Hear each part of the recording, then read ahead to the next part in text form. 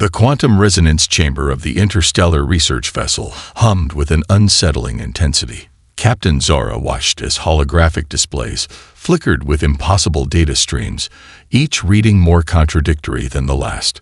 Surrounding her, the bridge crew of the Galactic Exploration Fleet's most advanced research vessel moved with a mixture of confusion and growing excitement. "Confirm the signal," she commanded, her voice cutting through the ambient noise of sophisticated computing systems. Senior Science Officer Krell adjusted his neural interface, multiple eyes blinking in rapid succession as he processed the incoming information. "The signal is consistent, but that's impossible," he muttered, his translator rendering the words in perfect standard galactic communication protocol. The planet designated as XR 742 had been a curiosity in their star charts for decades. Initial long-range scans had categorized it as a Class 9 hostile environment, a classification reserved for planetary bodies so extreme that they defied conventional understanding of biological sustainability. Massive electromagnetic storms perpetually raged across its surface. Radiation levels fluctuated in patterns that suggested constant, violent geological activity. The atmospheric composition changed minute by minute, a toxic cocktail of elements that would liquefy most known protective equipment within seconds. Yet something was transmitting from this planetary nightmare. The signal was not just a random burst of energy or a geological anomaly. It was structured, deliberate, intelligent. Holographic projections began to map the signal's origin. The location pinpointed to a region that, according to every scientific model, should be completely uninhabitable. Temperatures in this zone exceeded the melting point of most known metals. Radiation levels would cook organic matter in microseconds. Atmospheric pressure fluctuated with such violence that it could crush a standard exploration pod like a delicate glass ornament. "Run a full spectrum analysis," Captain Zora instructed, her fingers dancing across the tactical interface. Krell's appendages moved with practiced precision. Layers of data began to compile, each new scan adding more complexity to the mystery. The signal carried characteristics of intelligent communication, rhythmic patterns, subtle modulations that suggested intentional encoding. But its point of origin defied all logical explanation. "The transmission is coming from a region we've classified as the planet's most volatile geological zone," Krell reported. A holographic representation materialized, showing a landscape of constant eruption and transformation. Massive tectonic plates shifted with a violence that made the concept of stable grounds seem like a distant fantasy. Rivers of molten material crisscrossed the terrain, their temperatures hot enough to vaporize most known metals instantaneously. And yet, something was living there. Something was communicating. The research vessel's most advanced scanning systems began a comprehensive sweep. Each pass revealed more contradictions. Biological signatures flickered in and out of detection, like something that existed between states of matter. Technological signatures suggested infrastructure. But infrastructure that seemed to flow and change as rapidly as the planetary environment itself. "Are you seeing this?" Krell whispered, more to himself than to anyone else. Captain Zora understood the magnitude of the moment. First contact scenarios were carefully planned, meticulously orchestrated events. Protocols existed for meeting primitive civilizations, for engaging with technologically advanced societies, for potential hostile encounters. But nothing in the galactic archives prepared them for a civilization that could potentially exist within an environment that should instantly destroy any form of life. The signal continued, persistent, consistent, impossible. A communication request began to form in their systems. Not an invasion signal, not a distress call, something else entirely. Something that suggested not just survival, but a complete mastery over an environment that should have been utterly fatal. "Prepare first contact protocols," Captain Zora commanded, her voice steady despite the unprecedented nature of their discovery. "But be prepared for anything." The bridge crew exchanged glances. This was no ordinary mission. This was a moment that could rewrite everything they understood about life, survival, and the fundamental nature of existence itself. The impossible signal continued to pulse, waiting, inviting, challenging. The research vessel's quantum imaging systems worked overtime, processing and reprocessing the data streams that defied every known scientific understanding. Senior Science Officer Krell had abandoned all pretense of professional detachment, his multiple neural interfaces flickering with a combination of excitement and pure scientific bewilderment. "Enhance Quadrant 7, he called out, his voice trembling with an emotion rarely experienced by his species, genuine astonishment. The holographic display shifted, revealing a landscape that looked more like a vision from a nightmare than a habitable environment.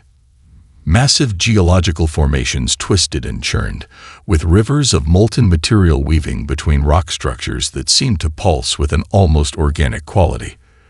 Electromagnetic storms danced across the sky, creating patterns of energy so complex they looked like living mathematical equations. And there, moving casually through this hellscape, were life forms. Humans, the initial database identified them. But that classification seemed woefully inadequate for what the scanners were detecting. A figure walked across a ridge of rock that was simultaneously melting and reforming. Protective gear seemed minimal, almost laughably insufficient for the environment. Temperature readings fluctuated between points that should have instantly vaporized any biological entity. Radiation levels spiked in patterns that would obliterate cellular structures in milliseconds. Yet they moved. They survived. They seemed almost comfortable. Krell's primary research assistant, a quantum biological specialist named Vex, leaned closer to the imaging system. "Look at the cellular regeneration rates," she muttered, her translator converting the complex linguistic clicks of her native language. The humans' biological systems were performing miracles of adaptation that challenged everything in the galactic medical archives. Radiation wasn't just being resisted, it was being processed. Cellular damage that would kill most species occurred constantly, yet these beings simply repaired themselves. Their DNA seemed to be in a constant state of dynamic restructuring, treating what other species would consider fatal environmental conditions as mere background noise. A construction site came into view. Beings were working in an area surrounded by what the scanners identified as a toxic atmospheric soup. Technological equipment that should have dissolved instantly seemed to be crafted from materials that adapted to the environment. Structures grew and changed, almost like living organisms responding to the planetary conditions. "This is impossible," Krell repeated, a phrase that was becoming a mantra. Captain Zara watched the images with a growing sense of something beyond scientific curiosity. This was more than a discovery. This was a complete reconstruction of what they understood about life, survival, and adaptation. The humans moved with a casual confidence that suggested total mastery over their environment. Where other species would see certain death, they saw a workplace, a home, a normal existence. Vex began compiling comparative data. The physiological differences were staggering. Most species required carefully controlled environments, precise atmospheric conditions, specific radiation levels. These humans seemed to treat environmental extremes as a mild inconvenience. Their technology was equally baffling. Equipment that should have been instantly destroyed appeared to be constructed from materials that were almost alive.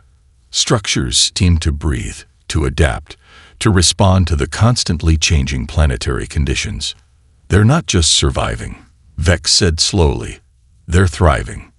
A group of what appeared to be children played near a geological formation that was simultaneously erupting and solidifying. Protective gear was minimal. Their movements suggested complete comfort in an environment that would reduce most species to atomic dust in seconds. The quantum imaging systems continued to feed data. Each new scan revealed more impossibilities. Biological systems that rewrote themselves in real time. Technological solutions that seemed to dance between the boundaries of engineering and living organism. Captain Zara understood they were looking at something more than a new species. They were witnessing a fundamental reimagining of what life could be. "Prepare a comprehensive study protocol," she instructed. But approach with caution. These are not just inhabitants. They're something entirely new. The impossible signal continued to pulse. An invitation, a challenge, a promise of understanding that would reshape everything they thought they knew about life in the universe. The communication chamber hummed with anticipation. Captain Zara watched as the linguistic algorithms worked to decode the incoming transmission, each processing cycle revealing more complexity than the last. The message had arrived with a casual simplicity that seemed to mock the sophisticated technology surrounding its receipt. "Would you like some tea?" The words seemed absurdly mundane, completely at odds with the hellish planetary environment they were observing. Krell's neural interfaces flickered rapidly, running multiple translation and contextual analysis protocols simultaneously. "I'm detecting multiple layers of communication," he reported, his voice a mixture of professional detachment and barely contained excitement. "The linguistic structure suggests multiple meanings, cultural nuances that our initial algorithms can't fully parse."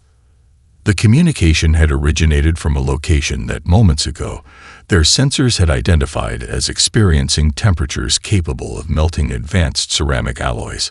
Electromagnetic interference should have made any form of precise communication impossible. Yet the message came through with crystal clarity, almost as if the planet itself was facilitating the transmission. "Prepare a response," Captain Zora instructed, "but proceed with extreme caution."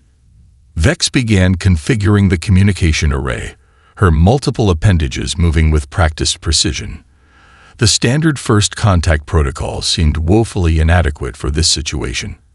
How did one respond to an invitation for tea from a species that appeared to casually inhabit an environment of constant, violent transformation? The linguistic AI began constructing a response, running millions of potential communication scenarios per microsecond. Cultural context, potential misunderstandings, diplomatic nuances, all were calculated and recalculated. Another transmission arrived before they could complete their response. "Sorry about the planetary conditions. We've been working on making things a bit more stable, but geological processes take time. Interested in seeing how we manage?" The message was accompanied by a data burst that seemed to be a casual invitation, but the data itself was extraordinary. Geological modeling that showed planetary systems being actively managed. Not just observed or studied, but fundamentally manipulated on a scale that defied conventional understanding. Krell's breath caught in his respiratory system. They're talking about planetary engineering as casually as one might discuss home renovations. The communication interface continued to process. Each new piece of data challenged everything in the Galactic communication archives. This wasn't just first contact. This was an entirely new paradigm of interaction. Captain Zura studied the incoming transmissions. The tone was friendly, casual, almost playful, as if the sender was well aware of how impossible their existence seemed to outside observers. "Prepare a diplomatic response," she instructed, "but let's try to match their communication style." Vex began configuring the response. The standard first contact protocols, carefully crafted diplomatic language, formal introduction of species and intent, seemed laughably inadequate. How did one formally address a civilization that appeared to treat planetary-scale environmental challenges as a mild inconvenience? The planetary scans continued to provide context. The humans were not just surviving in their environment. They were actively engaging with it. Technological systems that seemed to breathe and adapt. Structures that grew and changed like living organisms.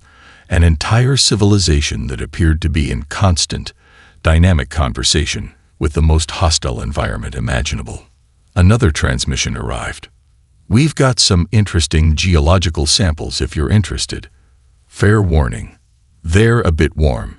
Might need some specialized containment. Want us to dial down the temperature a bit."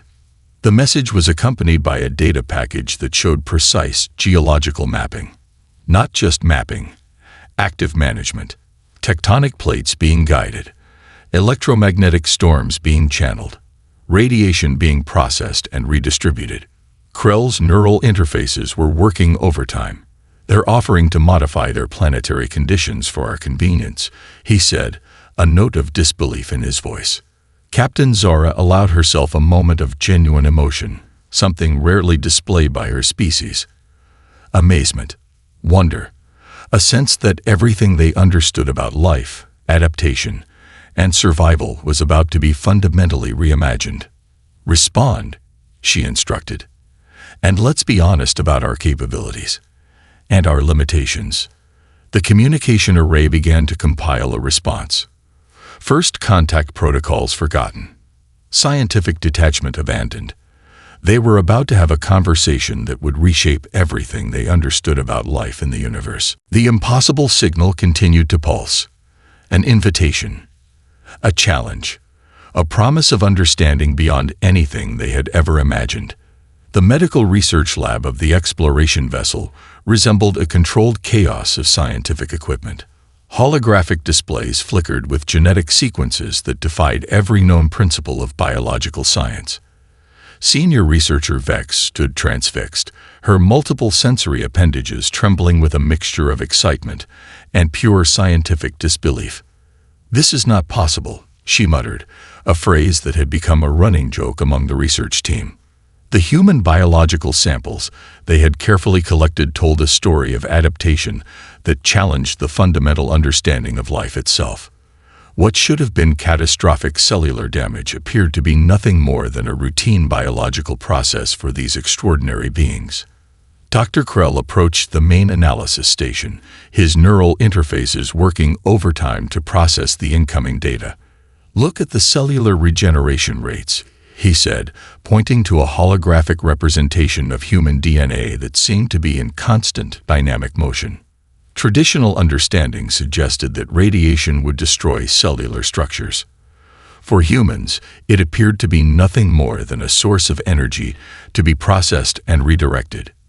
Genetic material that should have been irreparably damaged was instead constantly rewriting itself, adapting with a speed and complexity that bordered on the miraculous. The research team had isolated samples from various human subjects. Each told a story of survival that seemed to laugh in the face of biological limitations. A skin sample from a worker in a high radiation zone showed cellular structures that were simultaneously healing and transforming. DNA strands that should have been completely fragmented were instead rebuilding themselves with an almost intelligent precision.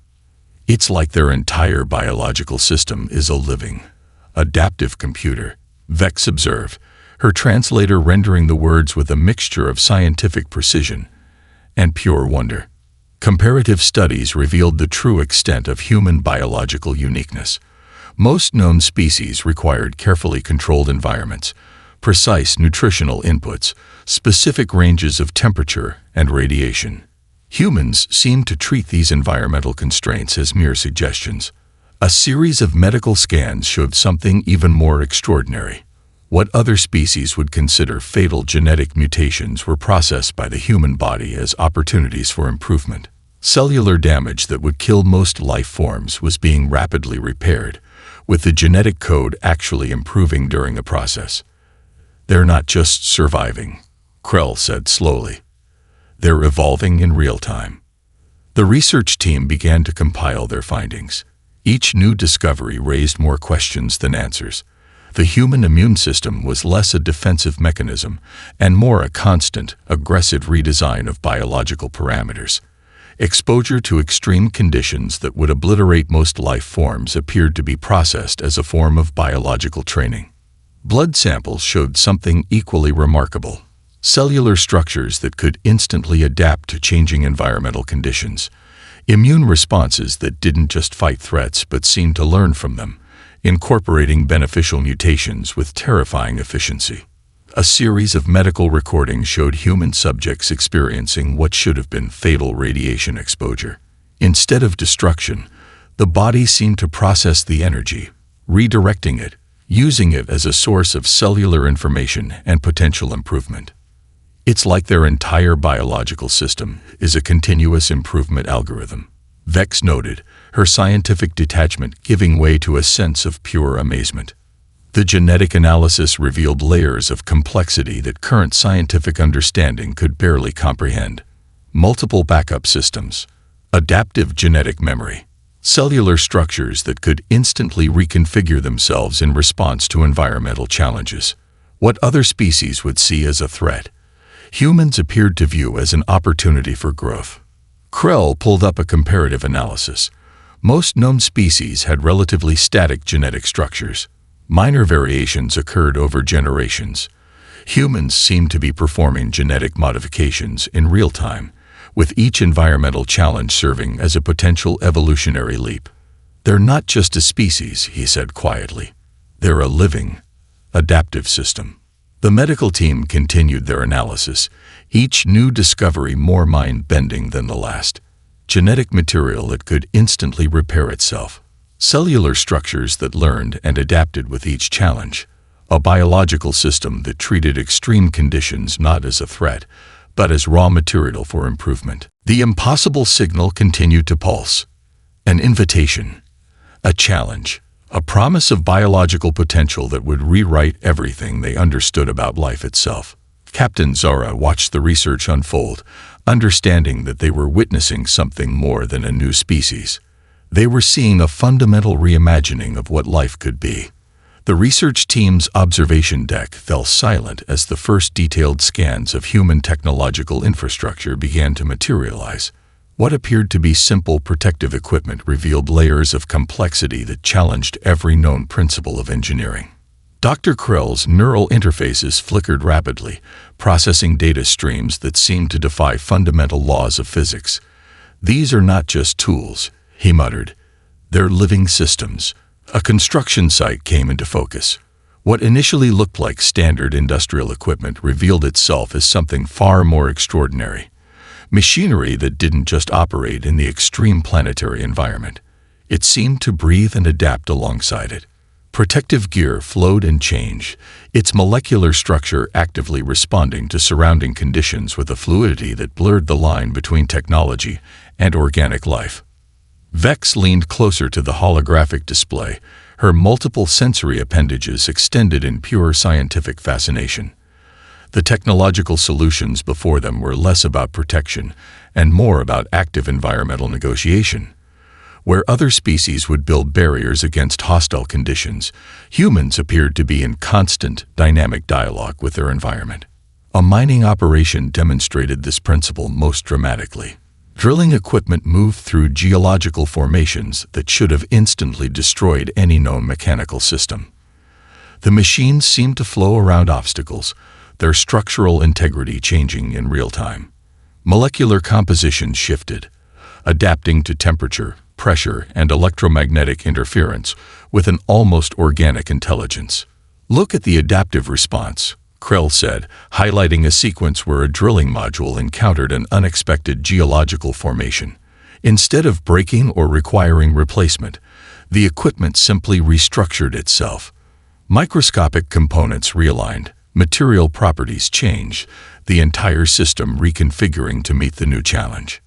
Communication systems were equally mind-bending. Transmission equipment operated in electromagnetic conditions that should have rendered any technology useless.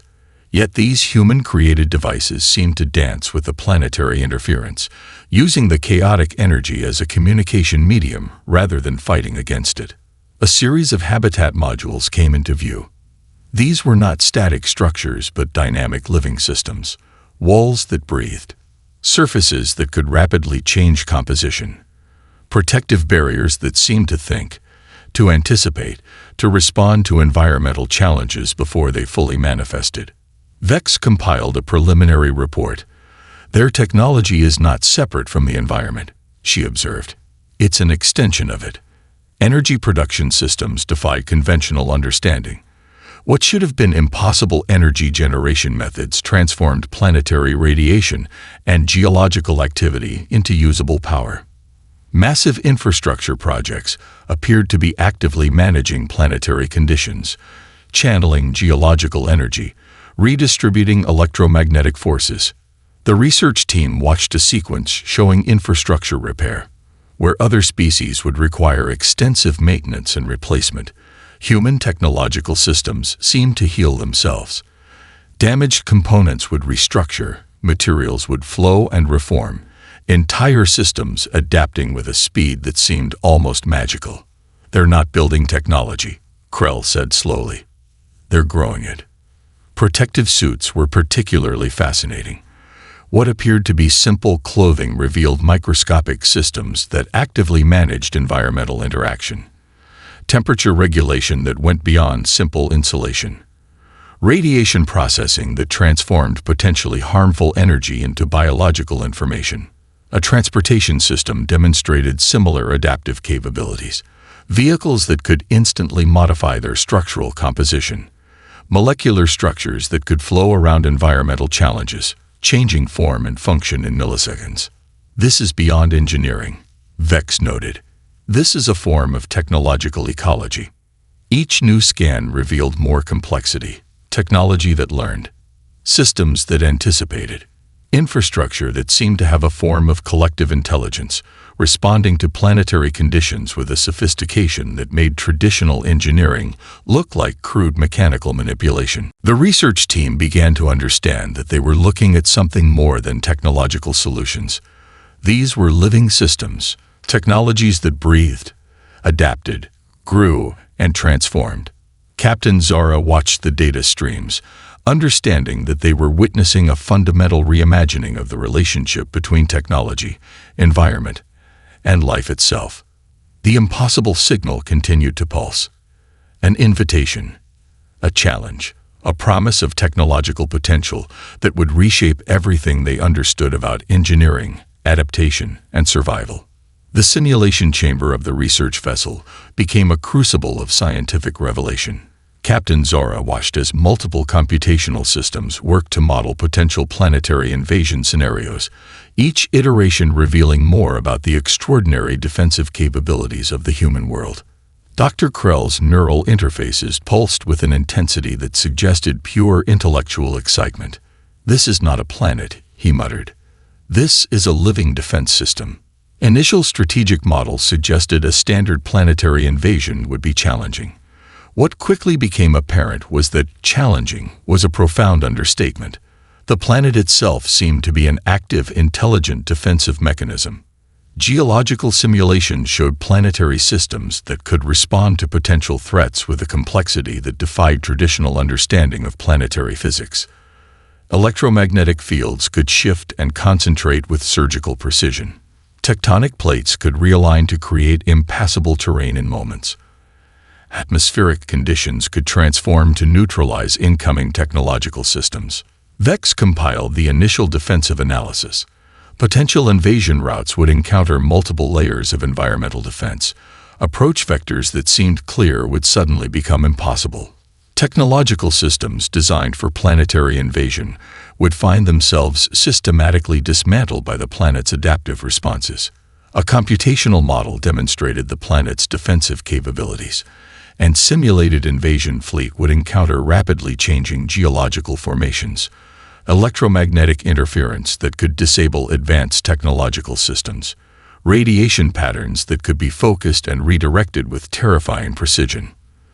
"They're not just defending," Krell observed. "They're actively negotiating with potential threats." The defensive systems went far beyond simple environmental challenges. The planet seemed to have multiple layers of response. Initial approach would encounter massive electromagnetic disruptions. Technological systems would find their communication networks instantly compromised. Navigation systems would become unreliable. Closer approach would trigger more direct defensive responses. Geological formations would shift, creating natural barriers. Atmospheric conditions could be manipulated to create zones of extreme environmental challenge. Radiation could be focused and redirected with surgical precision. Each defensive layer was more sophisticated than the last. What should have been random planetary processes revealed themselves as a complex, adaptive defense network. The planet did not just resist invasion. It actively processed and neutralized potential threats. "It's like the entire planetary system is a massive, living immune response," Vex noted, her scientific detachment giving way to a sense of pure amazement. Computational models showed something even more extraordinary. The defensive systems were not static. They learned. They adapted. Each potential invasion scenario was processed, analyzed, and integrated into the planet's defensive capabilities. The research team began to understand that they were looking at something far more sophisticated than a planetary defense system. This was a living, adaptive network of environmental and technological responses. Captain Zara watched the simulation unfold, understanding that they were witnessing a fundamental reimagining of planetary defense. This was not a world that could be conquered. This was a world that would actively resist, adapt, and neutralize any potential threat. Detailed analysis revealed multiple layers of defensive complexity. Electromagnetic interference that could systematically disable technological systems. Geological formations that could shift to create impassable terrain. Radiation patterns that could be focused and redirected. Atmospheric conditions that could be manipulated to create extreme environmental challenges. A planetary system that could learn and adapt to potential invasion scenarios. The impossible signal continued to pulse. An invitation. A challenge. A promise of defensive potential that would rewrite everything they understood about planetary security and environmental adaptation. "This is not a planet," Dr. Krell said quietly. "This is a living, adaptive system of defense." The research team continued their analysis, each new discovery more mind-bending than the last. A world that did not just resist invasion, but actively processed and neutralized potential threats. A planetary system that was less a location and more a complex, adaptive organism.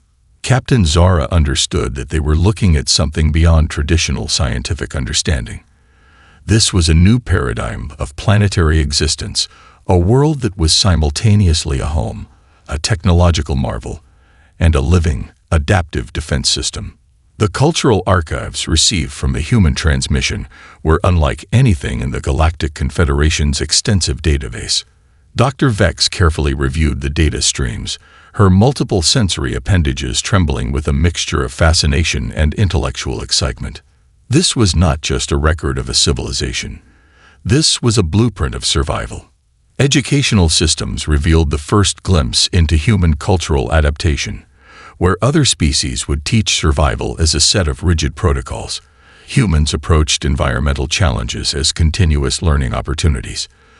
Children's educational modules showed complex simulations of planetary adaptation, not as abstract theoretical exercises, but as practical life skills.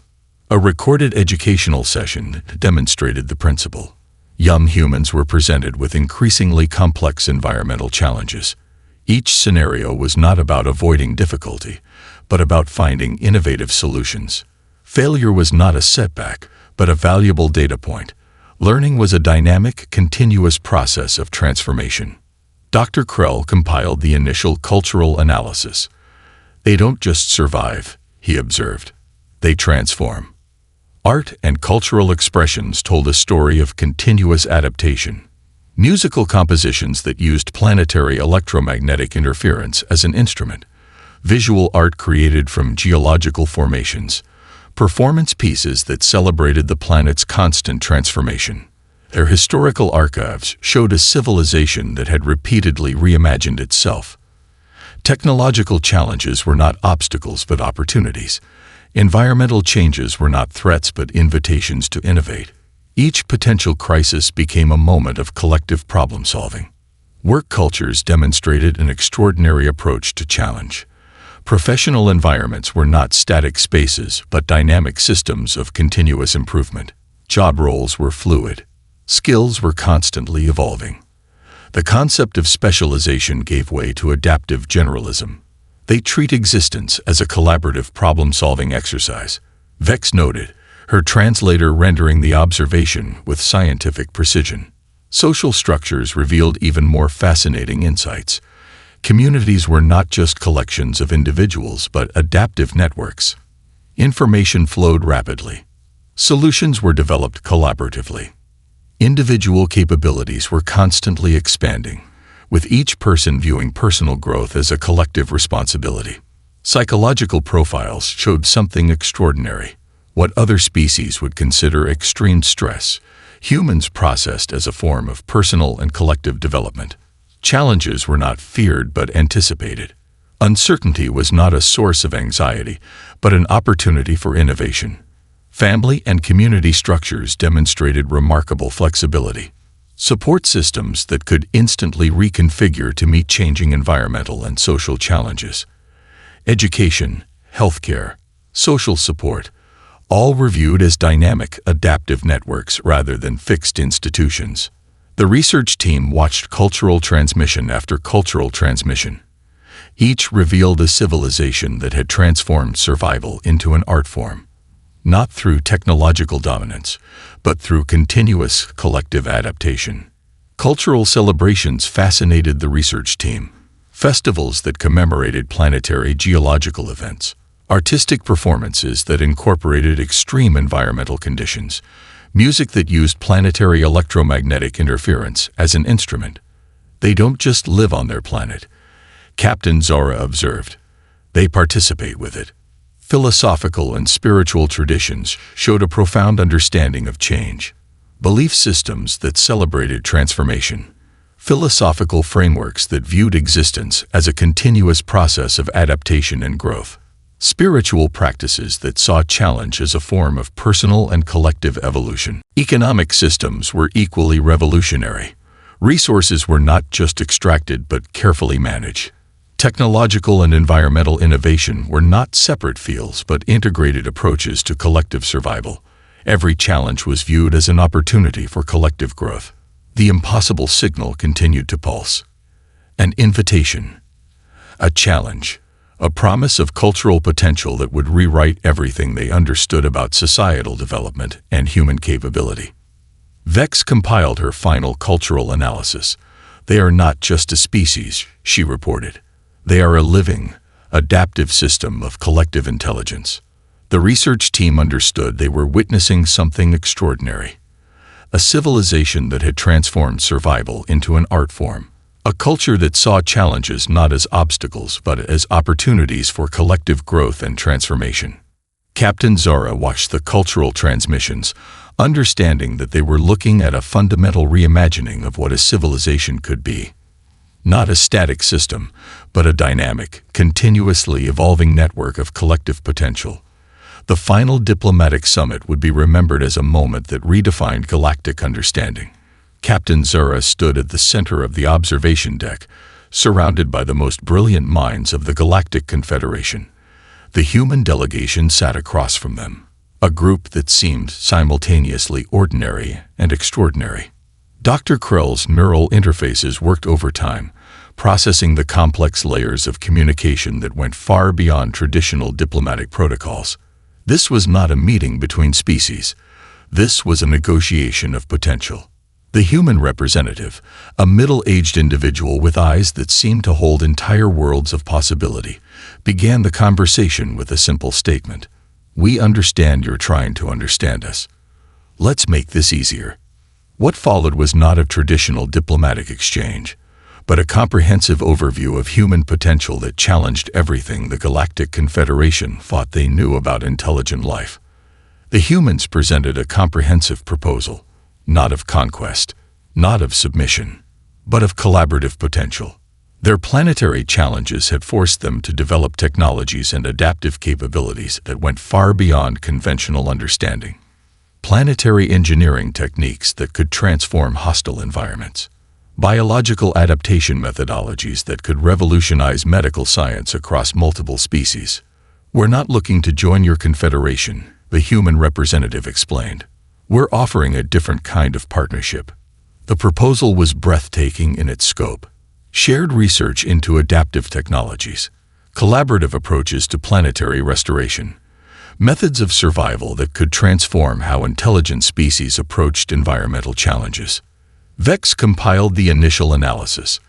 This was more than a diplomatic meeting. This was a fundamental reimagining of intergalactic cooperation. The humans demonstrated technologies that could transform entire planetary ecosystems, adaptive systems that could heal environmental damage, biological and technological approaches that saw challenges as opportunities for growth and transformation.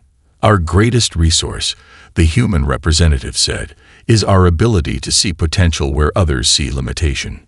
Detailed presentations showed how human adaptive capabilities could be applied to multiple planetary challenges, restoration techniques for worlds damaged by environmental catastrophe, technological solutions that could transform hostile environments into viable habitats. The Galactic Confederation representatives found themselves in a position they had never anticipated. These humans were not seeking to join an existing power structure. They were offering a completely new approach to existence. Technological demonstrations showed adaptive systems that could heal planetary wounds, biological techniques that could restore ecosystems, engineering approaches that saw environmental challenges as opportunities for growth. We're not asking to be accepted, the human representative continued. We're offering to collaborate. The proposal went beyond traditional diplomatic exchanges, shared research protocols, open scientific collaboration, a fundamentally new approach to intergalactic understanding that saw diversity as a source of strength rather than a potential conflict. Captain Zara watched the exchange, understanding that they were witnessing something extraordinary. This was not a first contact scenario. This was the beginning of a new cosmic perspective. The humans presented their ultimate offer, not conquest, not submission, but a partnership based on continuous adaptation and collective potential. Technological demonstrations showed adaptive systems that could transform entire planetary ecosystems, biological techniques that could heal environmental damage, engineering approaches that saw challenges as opportunities for collective growth. Dr. Krell's analysis revealed the true depth of the proposal. This was not just a diplomatic exchange. This was an invitation to reimagine what intelligent cooperation could mean. The impossible signal that had first brought attention to this extraordinary world continued to pulse. But now it was understood, not as a challenge, not as a threat, but as an invitation. An invitation to see potential where others saw limitation. An invitation to transform challenges into opportunities. An invitation to reimagine the very nature of existence. The human representative's final words captured the essence of their proposal. We're not here to change you, they said. We're here to show you what's possible when you see every challenge as an opportunity for growth. The Galactic Confederation understood that they were facing a fundamental choice. Reject this extraordinary offer of collaboration, or step into a new understanding of cosmic potential. Captain Zara knew the decision was already made, not through formal voting, not through complex diplomatic negotiations, but through the simple recognition of a fundamental truth. Humanity had not just survived their impossible planet, they had transformed it. They had turned environmental challenges into a blueprint for collective growth. And now they were offering to share that blueprint with the universe.